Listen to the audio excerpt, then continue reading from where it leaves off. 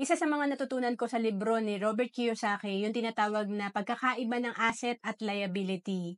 Ang poor and middle class, kaya hirap sa personal finance, nakafocus sila sa liability. Ibig sabihin, pagka-receive ng income, walang tinatabi, walang napupunta sa asset, diretso lahat. Minsan, kulang pa, no? Kaya nagkakaroon ng liability. Diretso lahat sa expense. So, ang gagawin lang pala natin, yung kagaya ng ginagawa ng mga mayayaman, pagka sila ay kumita, may portion na napupunta sa kanilang asset. Kasi itong asset na to, magbibigay na naman to ng additional income sa kanila. And, ano ba yung ginawa ko noong 2012 na nagsisimula ako? Natutunan ko yung pag-build ng strong financial foundation. Kumbaga, matibay na alikansya. So, dapat pala i-consider natin na hindi lang puro invest, hindi lang puro mutual fund stocks. Dapat meron din tayong emergency fund, walang utang, may protection or life insurance, may healthcare, at magandang cash flow.